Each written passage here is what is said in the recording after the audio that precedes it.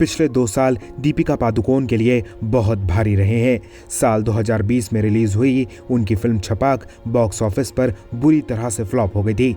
इसके बाद इस साल अमेज़न प्राइम वीडियो पर रिलीज हुई उनकी फिल्म गहराइयां भी दर्शकों का दिल नहीं जीत पाई। करियर के बुरे दौर से गुजर रही दीपिका की पिछले दिनों तबीयत भी खराब हो गई थी, जिसके बाद उन्हें हॉस्पिटल में भर्ती कराना पड़ा था। लेकिन इस बुरे वक्त में भी दीपिका गरीबों की मसीहा बन गई हैं। मेंटल हेल्थ को लेकर दीपिका लंबे समय से काम कर रही हैं और दुनिया भर में उनके इस काम की खूब तारीफ होती है। दीपिका ने अब गांव में जाकर इस कैंपेन की शुरुआत कर दी है। हाल ही में दीपिका ने तिरुवल्लूर के चिन्ना इडुक्कू गांव में मानसिक बीमारी से पीड़ित लोगों को इकट्ठा किया और सबसे बातचीत की। दीपिका ने सबको मानसिक स्वास्थ्य के बारे में खूब जानकारी दी ताकि वो लोग इसे अच्छी तरह से समझ पाएं।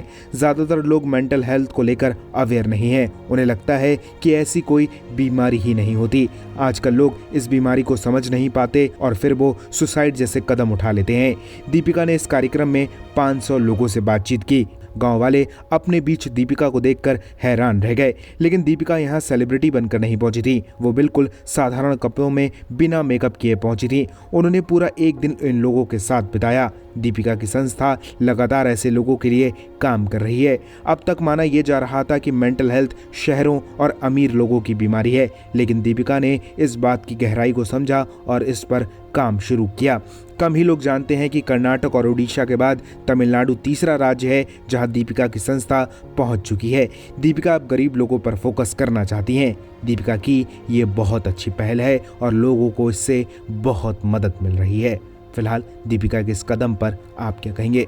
अपनी राय हमें कमेंट में दीजिए और ज़्यादा ऐसी अपडेट्स के लिए बॉलीवुड पे चर्चा को सब्सक्राइब कीजिए।